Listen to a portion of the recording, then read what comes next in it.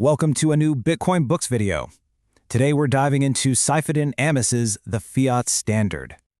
Now, this book takes a really unique approach. It asks us to look at our current monetary system not as some kind of grand conspiracy, but as a piece of technology. Like an operating system for the whole global economy. And just like any tech, it has its own features and it has its bugs. So the book's whole idea is to get us to put on our engineer's hat, right?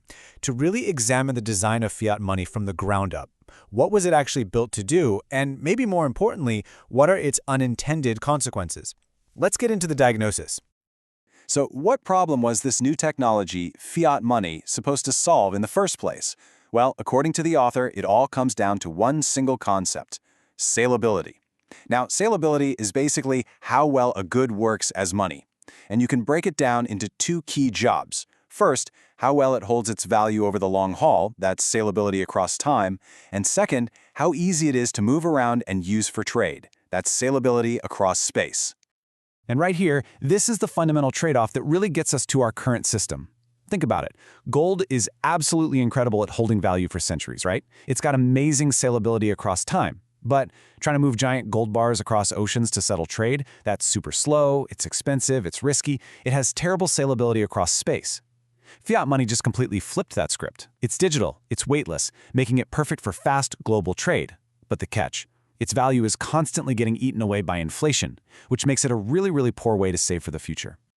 The switch to this new standard, it wasn't some big single event. It was more like a slow, creeping default. The author actually calls it a never-ending bank holiday, which is a great way to put it. It all started with supposedly temporary suspensions of gold redemption back in World War I. Then it kind of morphed into a system where other countries held US dollars instead of actual gold. And then the whole thing came to a head in 1971. That's when President Nixon temporarily cut the final tie between the dollar and gold, and bam! We were officially on the global fiat standard that we all live with today. Okay, so we've kind of diagnosed the system and how we got here. Now let's pop the hood and look at its core engineering and what the book calls its most critical bugs. Because at its very heart, the fiat system is designed to do one thing: monetize debt. And this leads to a pretty wild concept the book calls fiat mining. So forget about digging for gold or having computers solve complex puzzles. In our system, brand new money is created every single time a government-licensed bank issues a loan. Yeah, a mortgage, a car loan, a business loan. The very act of creating that loan turns a future promise to pay into present money. It's literally created out of thin air. And this design, well, it creates some really strange and problematic features for our money. For one, it's unquantifiable. You'd think we'd know how much money there is, but economists can't even agree on a single way to measure it. Then it's irreconcilable. A full system-wide audit? Forget about it. It's impossible. Also, your balance is what the book calls tentative.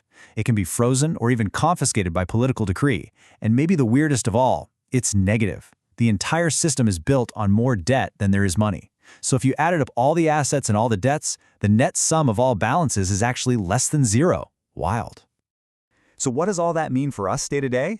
Well, it leads to a huge consequence. In a system where saving your cash guarantees that you're going to lose purchasing power, what's the rational thing to do? You're forced to take on debt to buy assets that might, just might, hold their value. The author argues this whole incentive structure has completely reshaped our society. It encourages what economists call a high time preference, basically a mindset that values today way more than it values tomorrow. And you can literally see this shift in our architecture.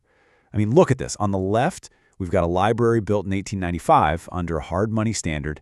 It's beautiful, durable, clearly designed to last for centuries. And on the right, its edition, built in 1971, deep in the fiat era. The book calls it a brutalist modernist abomination that was cheap to build up front, sure, but it needed a hugely expensive overhaul just 40 years later. It's a perfect physical example of prioritizing the short term over the long term. And this short-term thinking, it doesn't just stop with buildings. The book argues it extends all the way to what's on our dinner plates. The argument is that since the 1970s, government policies, made possible by an endless supply of fiat money, have pushed cheap, industrial, nutrient-poor foods on all of us. And you can see it in the data. A huge drop in traditional foods like red meat and animal fats, and at the same time, this massive spike in industrial seed oils and grains. This rabbit hole goes even deeper, affecting our institutions of knowledge. The author makes the case that when a government can just print money to fund research and education, the incentives get all twisted. Science can shift from being a method of pure, honest inquiry into an ideology that's just there to support political agendas. The book points to fields like nutrition and climate science, where it argues that funding often follows whatever is the politically correct narrative of the day. Okay, so if fiat is a technology riddled with all these bugs, what's the fix? Well, this is where the book presents what it sees as the potential technological upgrade: Bitcoin. And it's not framed as just another alternative, but as a direct prescription for the very problems we've just diagnosed. So, let's go back to that trade-off we talked about earlier: saleability across time versus saleability across space. This is where Bitcoin comes in as the synthesis. It's designed to have the highest possible saleability across time because of its absolute fixed supply. It's even harder money than gold. And because it's purely digital, it has the highest saleability across space too. We're talking near-instant, weightless, global settlement. In theory, it takes the best of both worlds and puts them together. And when you look at its architecture, it's basically the polar opposite of the fiat system. First, instead of being based on political decree, it's based on proof of work. That's just a fancy way of saying it's secured by mathematical proof and real-world energy. Second, you have the difficulty adjustment. This is kind of the secret sauce. It makes sure the network gets more and more secure as demand goes up, all without ever creating more supply. And this is the big one. It completely separates money from debt.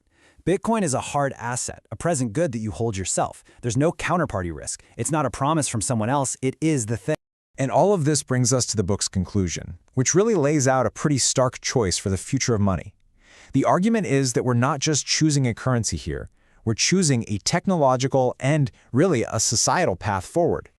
The book calls this the Great Monetary Divergence. On one path, you have the potential of an apolitical, open-source, permissionless money like Bitcoin, built on proof of work and individual sovereignty. But on the other path, you have the evolution of the current system, a fully centralized, surveilled, and programmable currency, a central bank digital currency, or CBDC. This is a world that eliminates financial privacy and gives the state absolute control over every single transaction you make.